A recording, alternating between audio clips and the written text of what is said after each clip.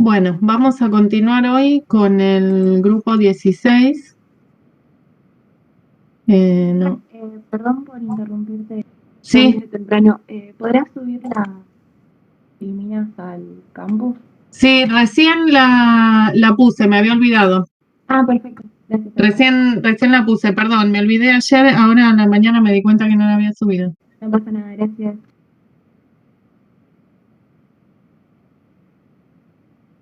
Em,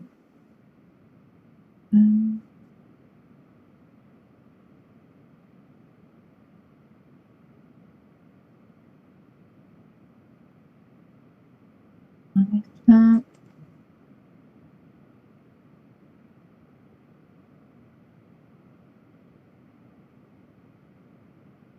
Ahí está. Bueno, vamos a continuar con este grupo que está formado por... Ahí está. Está formado por oxígeno, azufre, selenio, telurio y polonio. De acá los más importantes son oxígeno y azufre. Vamos a mencionar solamente los últimos tres. Bueno, de estos, entonces, estos elementos tienen configuración electrónica NS2, NP4, y lo que vamos a ver con respecto a los enlaces que pueden formar es que pueden ganar dos electrones para completar el octeto, formando compuestos iónicos, por ejemplo, oxígeno -2 para formar los óxidos iónicos, azufre -2 para formar los sulfuros, y también forman dos enlaces covalentes, como habíamos visto ejemplos de los hidruros, ¿sí? Por ejemplo, el oxígeno con el agua, el sulfuro de hidrógeno. Y a partir del azufre en adelante pueden ampliar el octeto, entonces también vamos a ver que pueden formar halogenuros, por ejemplo, con más cantidad de ligandos por la ampliación del octeto, que no lo puede hacer el oxígeno. Bueno, con respecto al oxígeno, ya saben que existe en forma de la molécula de oxígeno 2 y también forma otro alótropo que es el ozono, que es el O3. Y lo que vamos a ver con respecto a este elemento es que tiene tendencia a formar enlaces múltiples de la misma manera que habíamos visto que podía ser el carbono y que podía ser el nitrógeno. Y esa es una característica que lo distingue del resto de los elementos de su grupo, del azufre, del selenio, y también era una característica que distinguía al nitrógeno y al carbono del resto de los elementos de su grupo. Y también lo podemos explicar analizando las energías de enlace. Acá tenemos por separado las energías del enlace simple, que serían las de la primera columna, y la energía del enlace doble, del enlace pi. Entonces vemos que para el oxígeno, oxígeno-oxígeno, el enlace pi tiene una energía muy grande de 350 kilojoules por mol. En cambio, para el azufre vemos que el enlace pi tiene una energía mucho más baja. Entonces, por eso el azufre tiene tendencia a formar enlaces simples y no, como el oxígeno, a formar enlaces múltiples, ¿sí? Enlaces dobles. Y si analizamos la unión, por ejemplo, o la energía del enlace primario del azufre-azufre con azufre y otro elemento como el oxígeno, vemos que tiene energías similares. Entonces el azufre tiene tendencia a formar enlaces consigo mismo y con los otros elementos, pero siempre enlaces simples, lo mismo que el selenio, ¿sí? Esa es una diferencia entre el oxígeno y el resto de los elementos. Entonces, vamos ahora a mencionar las principales características de los dos alótropos que forma el oxígeno. Por un lado, la molécula de oxígeno, que ya la conocen, habíamos mencionado ya que formaba parte de la atmósfera en un 21% en volumen, y habíamos dicho junto con el nitrógeno y el argón. Por eso mismo la obtención industrial es a partir de la destilación fraccionada del aire líquido, como habíamos visto para la obtención del nitrógeno. ¿Sí? ¿Se acuerdan que se separaba por un lado el nitrógeno y quedaba oxígeno y argón por otro lado? Entonces de esa manera se obtiene industrialmente el oxígeno, que se usa en la parte de medicina, ¿sí? como gas en los hospitales, y también se usan las acerías. ¿Se acuerdan que habíamos visto que para la producción de acero se insuflaba oxígeno para quitarle contenido de carbono al hierro? Entonces, esa es una de los usos más importantes que tiene el oxígeno junto con el uso medicinal. Y también en la síntesis de algunos compuestos, por ejemplo, en la síntesis del ácido nítrico, que también lo habíamos visto en la otra clase. También se encuentra disuelto en el agua, ¿sí? En los mares, en los ríos, y eso permite que exista la vida debajo del agua, ¿sí? Por las cantidades que se encuentran disueltas. En el laboratorio, acá tienen dos ejemplos de cómo se podría obtener por descomposición del peróxido de hidrógeno, ¿sí? Del agua oxigenada, con un catalizador de óxido de manganeso, se obtiene el oxígeno y agua. O también por descomposición térmica de un clorato, por ejemplo, clorato de potasio, se obtiene el cloruro y oxígeno. Y el oxígeno es muy reactivo, ¿sí? Reacciona con la mayoría de los elementos y ya vamos a ver que forma toda una serie de óxidos y también forma peróxidos y superóxidos. ¿Se acuerdan que los habíamos nombrado a estos compuestos cuando vimos la parte de metales alcalinos, que podían formar superóxidos y peróxidos? El ozono es esta molécula que ven acá, que presenta resonancia y en realidad es inestable termodinámicamente. Es gas, también es gaseoso, de color azulado, tiene un olor característico y es un oxidante muy fuerte. Si analizamos o comparamos la tendencia que tienen o el poder oxidante del ozono y del oxígeno, vemos que el del ozono es mucho más fuerte. El potencial de reducción del ozono es de 2,07, cuando para el oxígeno es de 1,23, ¿sí? Es casi el doble el poder oxidante del ozono comparado con el del oxígeno. Y además tienen que haber sentido nombrar a la capa de ozono que se encuentra en la parte superior de la atmósfera. El ozono en realidad se utiliza también como bactericida, porque lo que hace es atacar a la materia orgánica, ¿sí? Destruye las algas, las bacterias, también inactiva los virus y también ataca la piel, por ejemplo, los pulmones.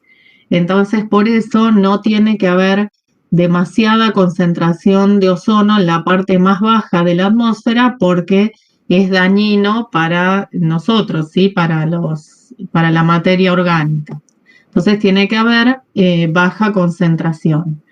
Pero en la parte superior de la atmósfera se encuentra la capa de ozono, esa que es tan nombrada, que en realidad nos protege a nosotros o protege a la superficie de la Tierra de los rayos ultravioletas, que también son dañinos. Entonces es importante que se encuentre esa capa de ozono en la parte superior de la atmósfera.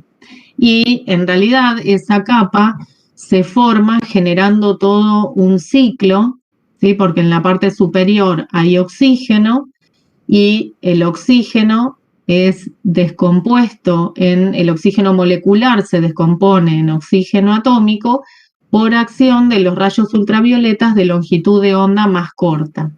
Forma oxígeno atómico y ese oxígeno atómico reacciona con más oxígeno molecular generando el ozono. Pero el ozono también, por acción de los rayos ultravioletas, pero de longitud de onda más larga, se descompone en oxígeno molecular y oxígeno atómico, y ese oxígeno atómico reacciona con más ozono para generar nuevamente oxígeno y se cierra el ciclo. ¿Sí? Entonces, a partir del oxígeno se genera ozono, ese ozono vuelve a generar oxígeno y siempre se mantienen cantidades constantes de ozono, esa capa que protege a la Tierra, porque los rayos ultravioletas, en realidad, en vez de llegar a la Tierra, reaccionan con el oxígeno y con el ozono y de esa manera se frena su llegada a la superficie. Todo este ciclo hace que la capa se mantenga constante, pero por acción de contaminantes que se generan, acá tienen algunas especies, por ejemplo, cloro atómico, hidrógeno atómico, radical oxidrilo, monóxido de nitrógeno, que son especies que se generan por contaminantes que se producen en la Tierra. Entonces, esos contaminantes lo que hacen es reaccionar con el ozono y interferir en este ciclo, y eso hace que se produzcan esos daños en la capa de ozono y esos huecos que son tan dañinos porque dejan pasar los rayos ultravioletas hasta la superficie de la Tierra. Acá tienen cómo sería la reacción de estas especies. Reaccionan con ozono, generando especies oxigenadas y oxígeno, y esas especies oxigenadas reaccionan con oxígeno atómico, generando de nuevo estas especies contaminantes y oxígeno. Entonces interfiere en este ciclo que se debería mantener constante para impedir que se dañe la capa de ozono. Y el ozono también, como les dije, se utiliza como bactericida y es mejor que las especies cloradas, porque el ozono en poco tiempo se descompone formando oxígeno, no deja residuos. En cambio, cuando se utilizan especies cloradas como bactericidas, quedan durante más tiempo, por ejemplo, en el agua, y son contaminantes y también son perjudiciales para la salud. Entonces es un bactericida más inocuo que las especies cloradas.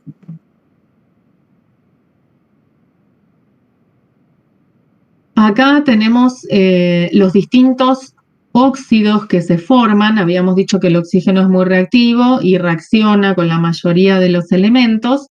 Y acá están clasificados en óxidos iónicos, que son los que forman con los metales más reactivos, ¿sí? Los elementos del grupo 1, los del grupo 2, menos el berilio. Estos óxidos, como lo dice la palabra, son compuestos iónicos, óxidos básicos, que reaccionan con agua para formar hidróxidos. ¿Sí? Ya las estructuras las habíamos comentado en la parte de compuestos iónicos y sus características, ¿sí? Con sales, con altos puntos de, perdón, no sales, óxidos, con altos puntos de fusión. Y acá, en los que están pintados en amarillo, son los óxidos moleculares, los que forma con los no metales. Acá tenemos una gran variedad, los que tienen menor peso molecular son gases, y a medida que va aumentando el peso molecular son líquidos. Y acá tenemos pintados en verde los óxidos covalentes, que también ya habíamos hablado del óxido de boro, que forma esa estructura plana con una disposición trigonal plana del boro con los oxígenos. También habíamos hablado de la sílice, todas las características, esa estructura tridimensional. Y los que están pintados en rojo son los óxidos anfóteros, que también habíamos hablado del berilio, sobre todo del óxido de aluminio, que hablamos la clase pasada, que era soluble tanto en medio ácido como en medio básico, indicando sus características anfóteras. Dentro de los peróxidos, el más importante es el peróxido de hidrógeno, conocido como agua oxigenada. Los peróxidos, la característica que tienen es que tienen enlaces oxígeno-oxígeno, como ven acá en la estructura. Y también es un líquido como el agua, pero tiene una viscosidad mucho más elevada por la capacidad de formar más cantidad de puentes de hidrógeno. ¿Sí? Entonces, por eso es muy viscoso. Y dismuta, formando agua y oxígeno. Esto también, si se acuerdan, lo vimos cuando analizamos el diagrama de Frost del oxígeno, que habíamos visto que el agua oxigenada dismutaba tanto en medio ácido como en medio básico. ¿Sí? Por lo tanto, es muy inestable. Acá tenemos el valor del delta G de menos 120 kilojoules por mol aproximadamente. Y para indicar la concentración del agua oxigenada, en general se habla en volúmenes. Habrán escuchado nombrar agua oxigenada de 10 volúmenes, 20 volúmenes, que son los que se venden habitualmente en las farmacias. Y también hay hasta de 100 volúmenes o más que se usan para reacciones químicas en el laboratorio. Hay que tener cuidado porque el agua oxigenada es muy corrosiva, ataca la piel, vieron que se usa también como decolorante del cabello, entonces en 10 y 20 volúmenes no es tan corrosivo, pero ya cuando tiene mayor concentración sí hay que manipularla con mucho cuidado. Y que sea de 20 volúmenes lo que indica es que 1 mililitro de esa solución de agua oxigenada produce 20 mililitros de oxígeno en condiciones normales. Entonces, 20 volúmenes indica la cantidad de mililitros, en este caso 20 mililitros, de oxígenos que se generan en esta reacción en condiciones normales. Y también puede actuar, según lo que vimos acá, como dismuta, como oxidante y como reductor. ¿Sí? Se reduce a agua y se oxida a oxígeno. Y ven que el valor, el potencial de reducción es muy alto, o sea, tiene mucha tendencia a reducirse, por eso decimos que es muy oxidante. Y estas reacciones acá están planteadas en medio ácido, pero también las podemos plantear en medio básico. Bueno, uno de los componentes más importantes con oxígeno es el agua, que es el líquido más abundante que se encuentra en la naturaleza. Habíamos comentado también que tiene altos puntos de fusión y ebullición comparados con los hidruros de su grupo, justamente por la capacidad de formar puentes de hidrógeno. Habíamos visto que se autoioniza, si se acuerdan, cuando analizamos el amoníaco, que dijimos que se autoionizaba, vimos la reacción también para el agua, que forma protones o el ion hidronio más oxidrilos. También vimos que reacciona con metales reactivos, los del grupo 1, los del grupo 2, sodio, potasio, calcio. ¿Cómo reaccionaba con los metales reactivos? ¿Se acuerdan? Sodio, sí, ¿qué habíamos dicho? Si ponemos un trozo de sodio en agua, habíamos dicho que reaccionaba explosivamente. ¿Y qué formaba? Hidrógeno y hidróxido. Muy bien, formaba el hidróxido y liberaba hidrógeno, por eso era explosivo. ¿Sí? Esa es una de las reacciones que van a ver en el trabajo práctico. También hidroliza algunos compuestos moleculares, como habíamos visto, el tricloruro de fósforo, cómo reaccionaba, y la diferencia, ¿se acuerdan? Vimos la clase pasada, cómo reaccionaba con el tricloruro de nitrógeno. Entonces va a actuar el agua como ácido o como base, dependiendo frente a quién reaccione.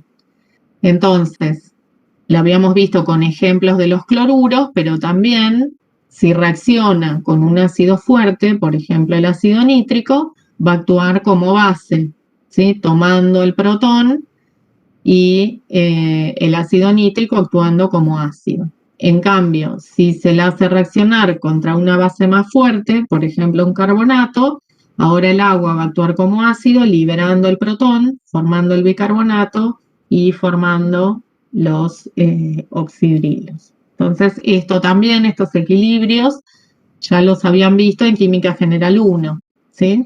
Que dependiendo cualquier sustancia contra quien se la haga reaccionar, va a actuar como ácido o como base si la otra especie es un ácido o una base más fuerte.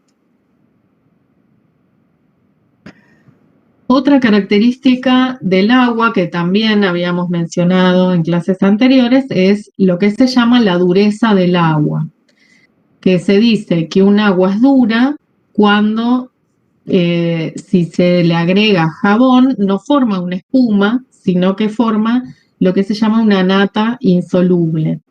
Y eso es por la presencia de los iones calcio y magnesio, calcio más 2 y magnesio más 2, que se encuentran en el agua, solubles en el agua, en forma o de bicarbonatos de calcio y de magnesio o en forma de sulfatos de calcio y magnesio.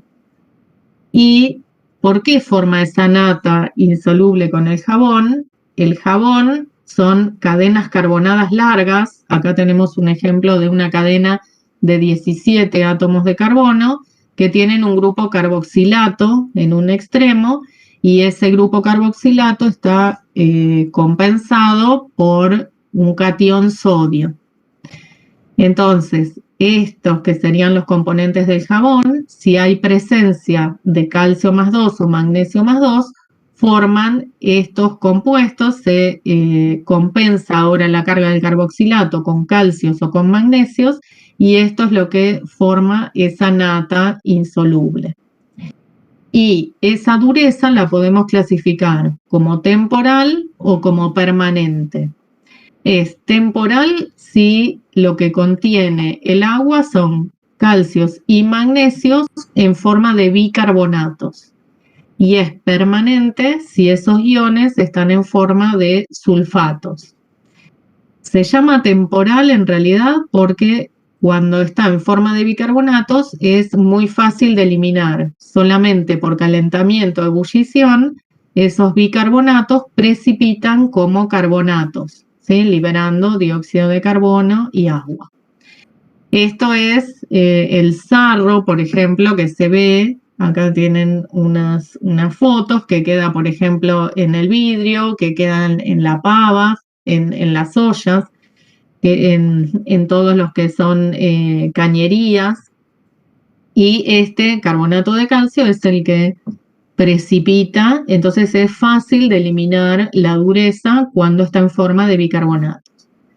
Pero si los calcios y magnesios se encuentran como sulfatos, son solubles y no van a precipitar en forma como vimos en el caso que sean bicarbonatos. Entonces lo que hay que hacer es agregar otra sustancia que haga que precipite los calcios y los magnesios. Por ejemplo, si agregamos carbonatos de sodio, va a hacer que precipite también el calcio y el magnesio como carbonatos. Entonces, de esa manera se puede eliminar. Otra forma de eliminarla es con resinas de intercambio iónico. Como habíamos visto, ¿se acuerdan? En la unidad de compuestos covalentes, las zeolitas que se podían utilizar para el ablandamiento de aguas, que lo habíamos mencionado. Entonces, las zeolitas tienen dentro de su estructura cationes sodio y cuando se hace pasar por esas resinas que se encuentran como en cartuchos, el agua que tiene calcio y magnesio, queda retenido el calcio y magnesio y se libera el sodio. Entonces, de esa manera se ablanda el agua y luego esas resinas se pueden recuperar haciéndole pasar una corriente nuevamente de sodios, de cationes sodio, y se eliminan los calcios y los magnesios, se vuelve a recuperar como sodio y se vuelve a utilizar la misma resina.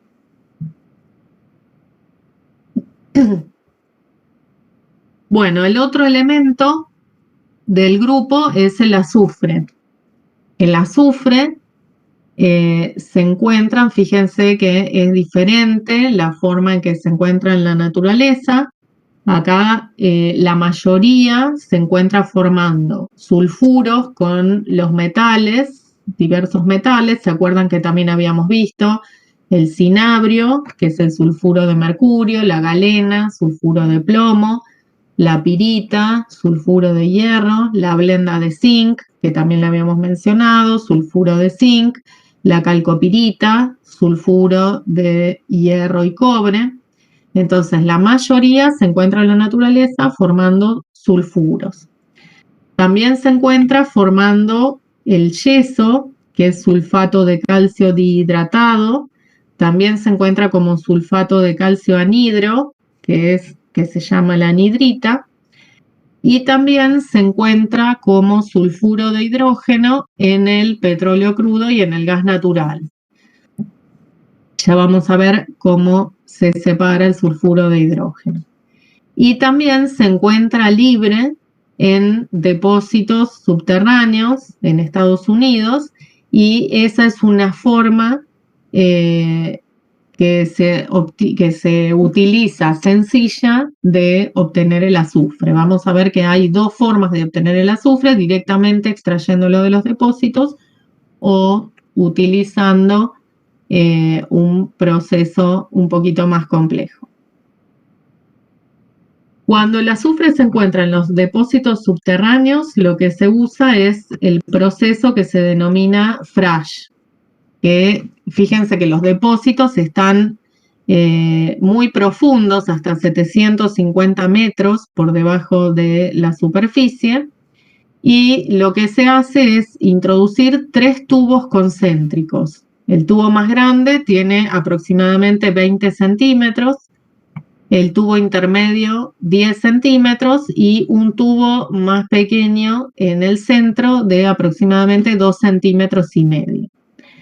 Entonces, lo primero que se hace es inyectar por el tubo exterior y por el tubo intermedio agua a 165 grados que está sobrecalentada a presión.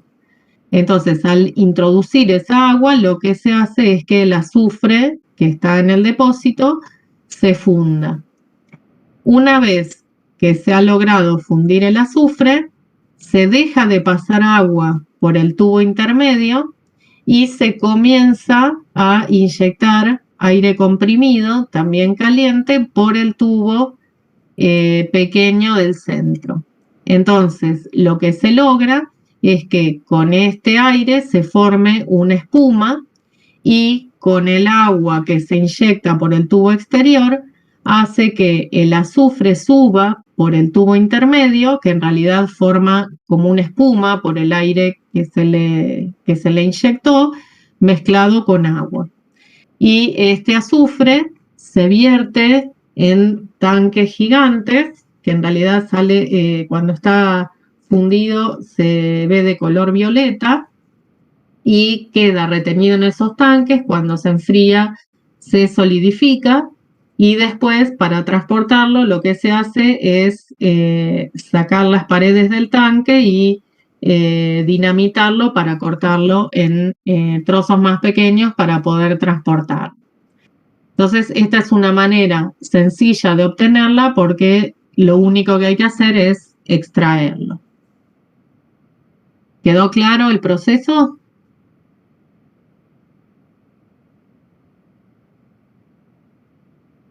Bien.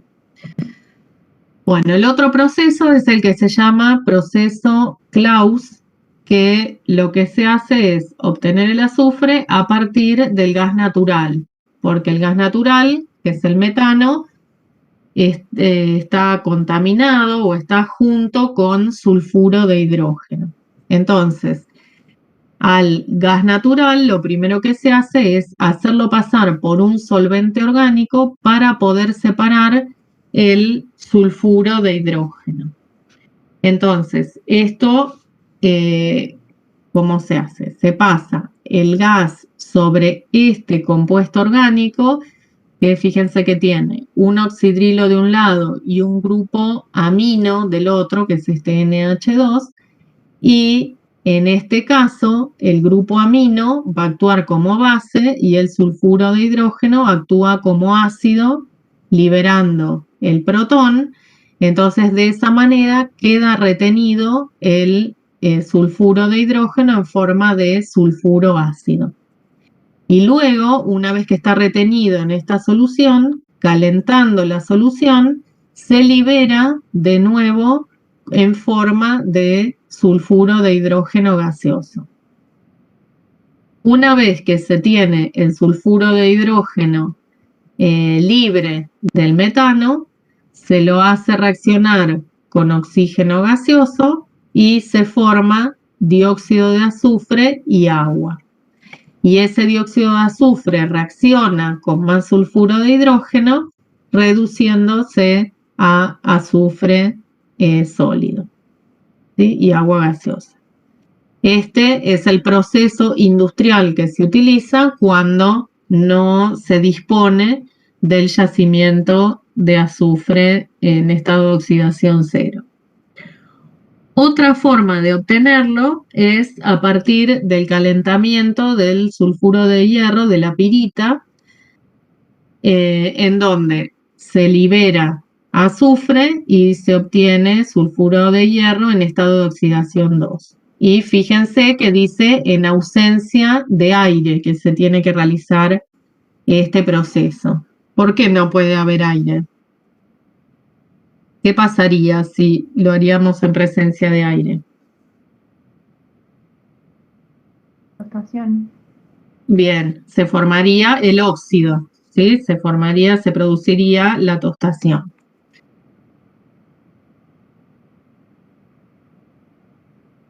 Bueno, el azufre en estado de oxidación cero no se encuentra en forma atómica, tampoco se encuentra como la molécula de oxígeno, como habíamos visto. Esta es otra diferencia en la formación de alótropos del oxígeno con respecto al azufre, sino que se encuentra formando anillos de 8 átomos de carbono. Y estos anillos, fíjense que están plegados y es la forma energéticamente más estable en donde se encuentran la conformación más estable para estos anillos de 8 átomos de carbono. También se encuentra en forma de anillos de 6 átomos de carbono, pero es mucho más, de átomos de azufre, pero es mucho más estable los anillos de 8, y se sintetizaron otros anillos de hasta 20 átomos de carbono, pero el que se encuentra habitualmente es de 8 átomos de carbono. Y este alótropo existe en dos formas polimórficas, que son distintos arreglos que adoptan estos anillos de 8 átomos de carbono. Si está a temperaturas menores de 95 grados, cristalizan lo que se llama azufre rómbico, que tiene esta forma que se ve macroscópicamente. Y si cristaliza a mayor de 95 grados, forma estos tipos de agujas en esta estructura acicular que se llama azufre monoquímico, que tiene este empaquetamiento como más alargado. Pero siempre es el mismo alótropo, siempre son estructuras de anillos de 8 átomos de azufre. Estas son los que se llaman dos formas polimórficas o dos formas de empaquetar macroscópicamente. El azufre, vieron que cuando está en forma sólida se lo ve de color amarillento, y si se lo calienta a aproximadamente 120 grados, funde y se ve de este color medio marrón, se va tornando cada vez más de color amarronado, pero sigue existiendo en forma de estos anillos de 8 átomos de azufre.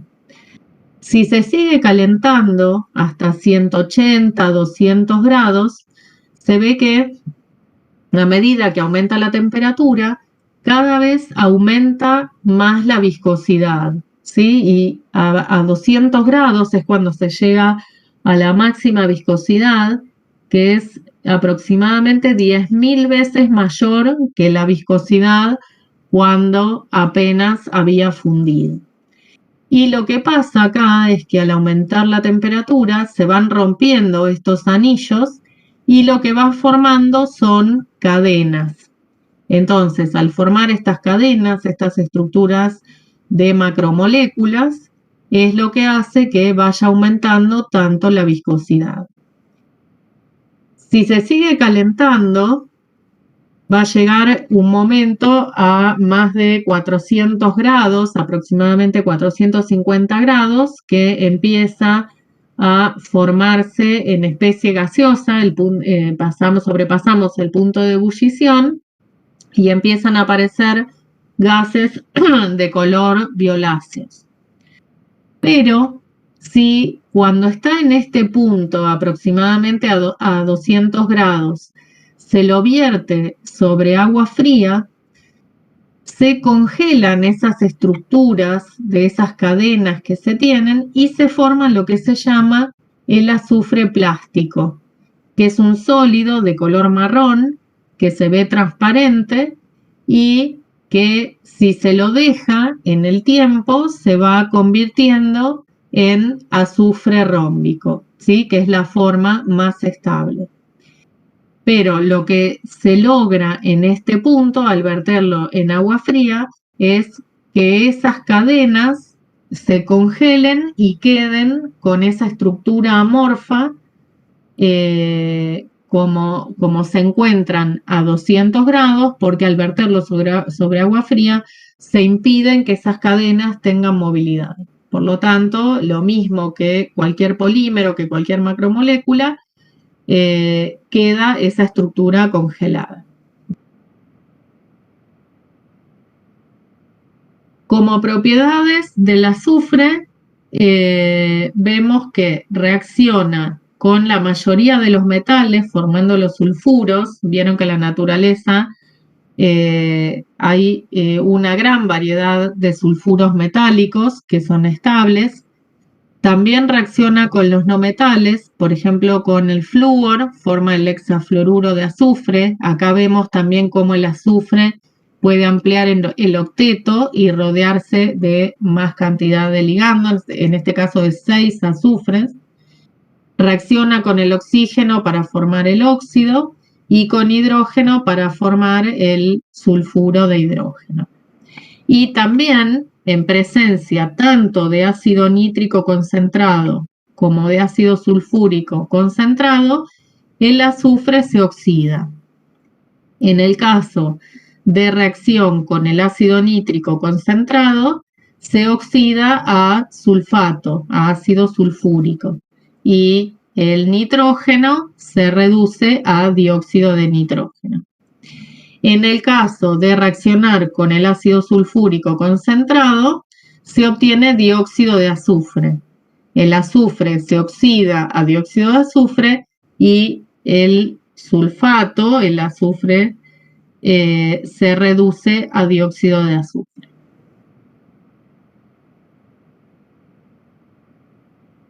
Y el sulfuro de hidrógeno, que lo habíamos mencionado en el proceso de obtención del azufre, que lo separábamos del metano, es un gas que es muy tóxico, es el que tiene el característico olor a huevo podrido, y ya con partes por millón causa la muerte a las personas. Y la ventaja que tiene el sulfuro de hidrógeno con respecto a lo que habíamos mencionado del monóxido de carbono, que también es muy tóxico, es que ya a muy baja concentración se siente el olor característico, entonces da tiempo a escapar. En cambio, el monóxido de carbono, como es inodoro, es mucho más peligroso porque uno no se alerta de que se está produciendo y está presente en el aire. En el laboratorio se puede obtener fácilmente a partir de un sulfuro metálico con ácido. ¿Sí? Por ejemplo, sulfuro de hierro con ácido clorhídrico genera el sulfuro de hidrógeno. Esta reacción también en algún momento la hacíamos en el laboratorio. Para esta reacción hay que tener muchas precauciones y hacerla bajo campana, por lo que dijimos del sulfuro de hidrógeno, que es tóxico.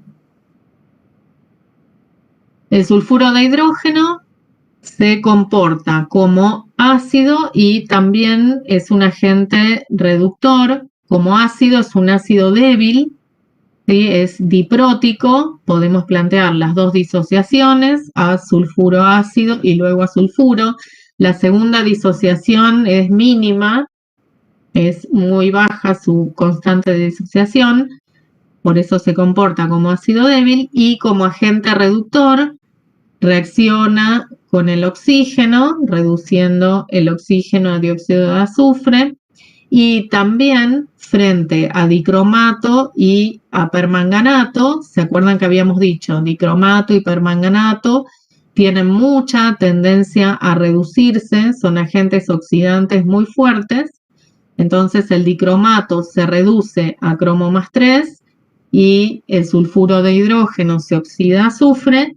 El permanganato en medio ácido, como habíamos visto, se reduce a manganeso más 2 y el sulfuro de hidrógeno se oxida a azufre. Y con respecto a los óxidos que forma el azufre, forma el dióxido de azufre y el trióxido de azufre. Los dos son gases. El dióxido de azufre es tóxico, es soluble en agua, forma el oxoácido, y en el laboratorio se puede obtener por reacción de un sulfito en ácido y industrialmente se obtiene como producto de la tostación de sulfuros. ¿Se acuerdan que el sulfuro más oxígeno generaba el óxido del metal más dióxido de azufre? Entonces, industrialmente se recupera de la tostación de los sulfuros. Y una forma de identificar al dióxido de azufre, de identificar la presencia del ácido, del dióxido de azufre gaseoso, es hacerlo burbujear en una solución que contiene un dicromato, por ejemplo, dicromato de potasio. El dicromato es de color naranja, ya lo vamos a ver cuando veamos la parte de elementos de transición. Entonces, el dicromato, por la presencia del dióxido de azufre, se reduce a cromo más 3, que es de color verde. Y el dióxido de azufre se oxida a sulfato.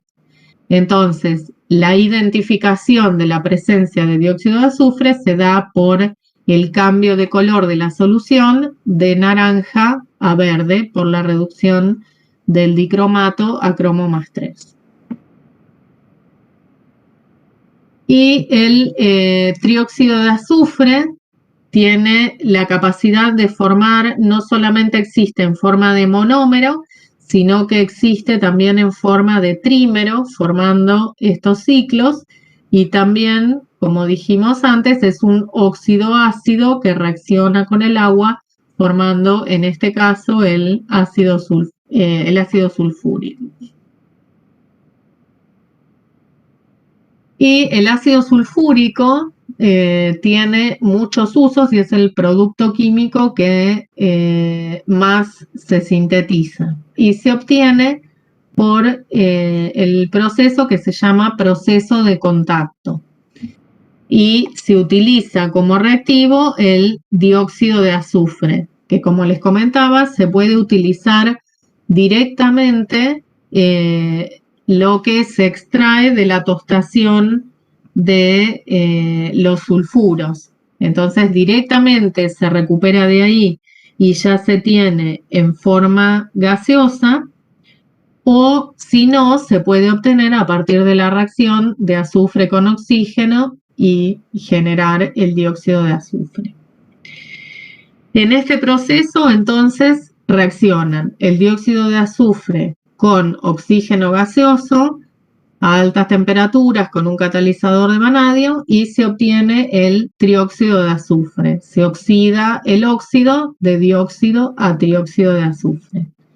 Y luego ese trióxido de azufre se hace reaccionar con ácido sulfúrico concentrado para obtener el ácido pirosulfúrico, y este ácido se vierte en agua para formar el ácido sulfúrico. Directamente uno pensaría que se podría obtener el ácido sulfúrico por reacción del óxido más agua, pero esta reacción es muy violenta. Entonces, por eso, lo que se hace es hacerlo reaccionar con ácido sulfúrico concentrado, pasar por el ácido pirosulfúrico intermedio, y este ácido sí hacerlo reaccionar con agua para obtener el ácido, porque esta reacción no es tan violenta como la reacción directa del óxido de azufre con el agua. Dijimos entonces que el ácido sulfúrico es un producto químico muy usado, se utiliza para distintas reacciones químicas, se utiliza para la formación de detergentes, de pinturas, también para la síntesis de algunos plásticos, para la deshidratación de alcoholes, para obtener éteres y también para la producción de fertilizantes.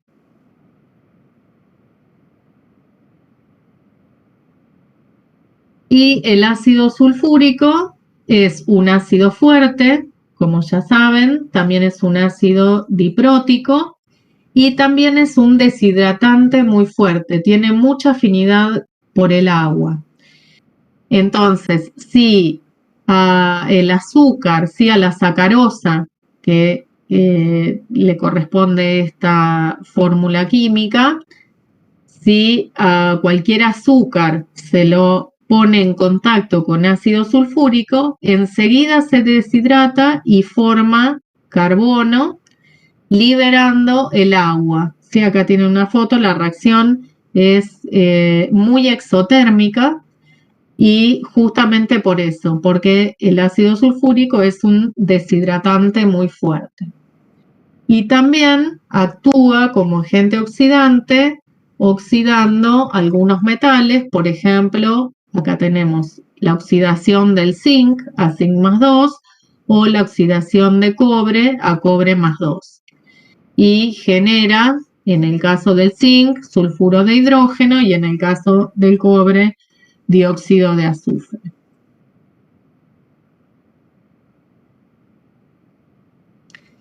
Y con respecto a los últimos tres elementos, no tienen demasiada importancia ni aplicaciones. Solamente vamos a mencionar que se pueden extraer de los residuos que quedan de la refinación electrolítica del cobre. ¿Se acuerdan que habíamos dicho que quedaban residuos de oro y de plata? Bueno, también quedan residuos de selenio y telurio. Forman también los hidruros, igual que el azufre y el oxígeno. También forman los halogenuros con ampliación de octeto, como habíamos mencionado también para el azufre. Y forman también los óxidos, y acá lo que vemos también es que a medida que descendemos en el grupo, se va haciendo más preponderante el efecto del par inerte, lo mismo que habíamos mencionado para los elementos de los grupos anteriores. ¿Sí? Entonces, se va haciendo más preponderante para el polonio el estado de oxidación más 4 con respecto al estado de oxidación más 6. Solo existe el óxido con estado de oxidación más 4, ¿sí? Por el mismo efecto que habíamos mencionado anteriormente. Bueno, entonces de este grupo, el elemento más importante es el oxígeno, ¿sí? Por todos los elementos que vimos, y el azufre. También dentro de los compuestos que forma, el ácido sulfúrico es el que tiene más aplicación. Bueno, esto con respecto entonces al las características más importantes del grupo 16. ¿Tienen alguna pregunta?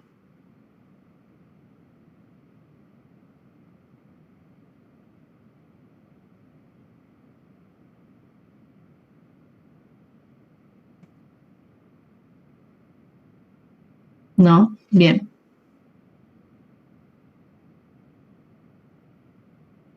Bueno, vieron que el viernes se realiza el trabajo práctico. En realidad es la primera parte porque el trabajo práctico que sigue en realidad lo dividimos en dos partes donde vamos a ver reacciones de caracterización de distintos compuestos de los distintos grupos representativos y después vamos a ver también características y formación sobre todo de complejos de transición de los elementos de transición. Entonces son reacciones de caracterización que lo que se ve en esas reacciones es la identificación de la aparición de algún producto característico. Y lo vamos a identificar por la evolución de un gas, por la formación de un precipitado, por un cambio de color. Por ejemplo, como yo les mencionaba, la identificación del dióxido de azufre, que se ve un cambio de coloración en la solución, ¿sí? Entonces, todas las reacciones de identificación se ve algo que puede identificar que esa reacción está sucediendo. Entonces, la idea es que ustedes vean, ahora les van a decir, no sé si ya están, Mariela. Sí, ¿qué tal? Buen Sí, día. y Vanessa, bueno, les van a indicar hasta qué, porque toda la guía ya la tienen al final del material que les entregamos a principio de cuatrimestre, hasta qué reacción vamos a ver o hasta qué grupo vamos a ver el viernes, para que ustedes traten de ya el viernes venir con las reacciones planteadas. Así se hace más un intercambio y no solo es demostrativo que los chicos les muestren lo que pasa. Traten de traer las reacciones planteadas para ya tener una idea de lo que va a pasar y aprovechar mejor lo que les van a ir mostrando. Entonces, el viernes es obligatorio la presencia en el trabajo práctico. Y lo que vamos a hacer es, una vez que ustedes ya vienen con las reacciones planteadas, ven todo el desarrollo del práctico el viernes, el miércoles que viene, luego de la teoría, van a hacer un cuestionario que involucra las reacciones que vieron o todo lo que vieron en el trabajo práctico. O sea, en ese cuestionario solo va a haber preguntas de lo que vieron en el trabajo práctico. ¿Sí? Eso va a ser luego de la teoría el miércoles. Igual lo voy a dejar escrito en el campus. ¿Sí? ¿Alguna duda? Después entregan el informe, algunos me estuvieron consultando por algunos chicos que dejaron, si se pueden cambiar de grupos y ordenar diferentes, sí. Armen, los que quieren mantener el mismo grupo pueden, los que quedaron solos o quedaron menos se pueden incorporar a los otros grupos, eso no hay problema. ¿Alguna consulta?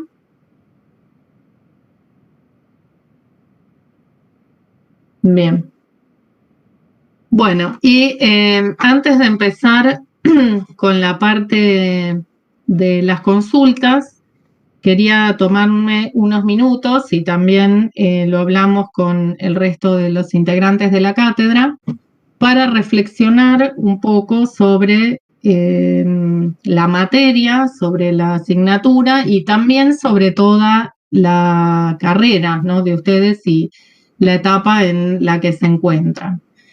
Y lo que nosotros queremos transmitirles, que es importante que todo lo que sea esta asignatura y lo que sea la carrera en general, lo tienen que tomar con el compromiso y la responsabilidad que le corresponde, ¿sí? Porque ustedes están cursando una carrera, lo hacen porque quieren, nadie los obliga, y luego que terminen toda esta etapa de estudiantes van a ser profesionales y se van a tener que desempeñar aplicando todos los conocimientos que adquirieron durante la carrera.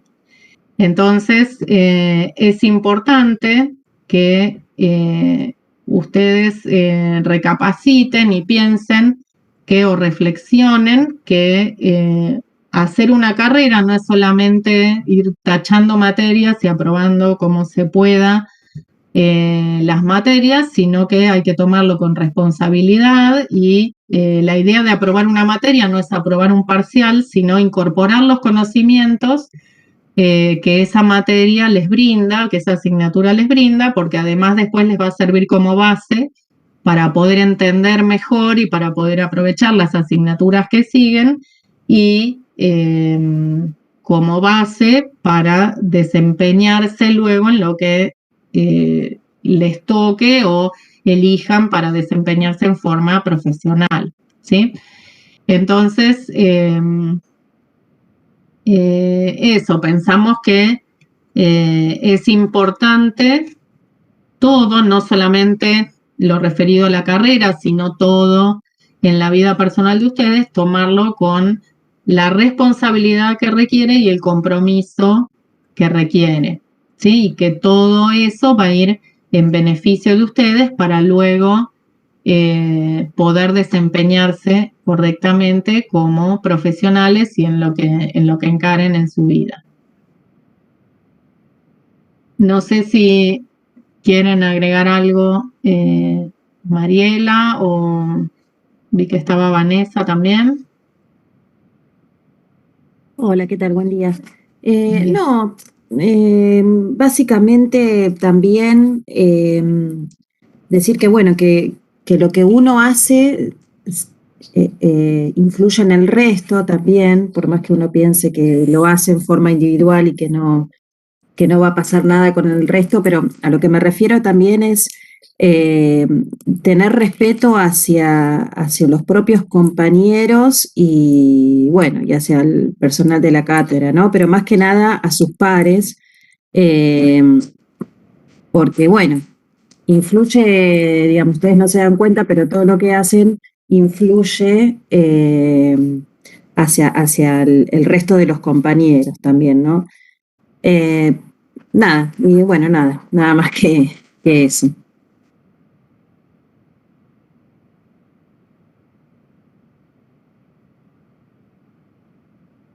Bueno, Vane, no sé si...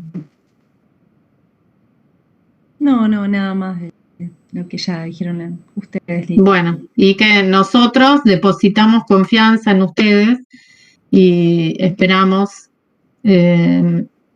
recibir,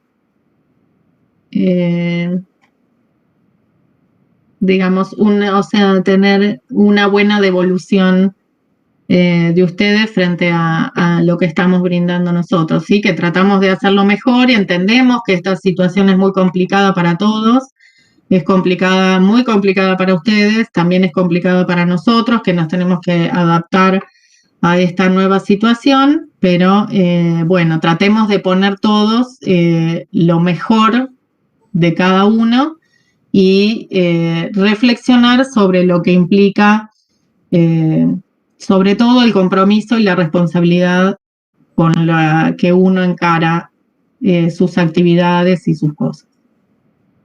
Profe, bueno, sí. ¿Pasó algo en especial como para dar esta charla? O sea, algo que hayan notado de nosotros hacia ustedes o de ustedes hacia nosotros como para plantearnos esto que nos están planteando. No, en general... algo y... No, en general lo que nosotros les queremos transmitir es porque también, bueno, hablando con otros docentes, vemos que hay situaciones que no corresponden, que se dan en las distintas materias y solamente eso, nada puntual, solamente es como una reflexión, ¿sí? Nosotros vemos que ustedes responden, lo que nos gusta mucho es que participan mucho de las clases, participan mucho de la teoría, también de las consultas, pero solamente eso, que cada uno reflexione sobre la responsabilidad y el compromiso, nada más. Como una reflexión, nada en particular, ¿sí?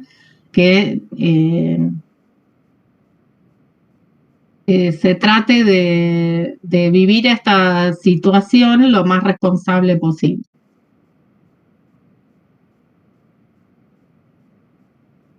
Bueno, no sé si tienen consultas, pudieron adelantar con el seminario.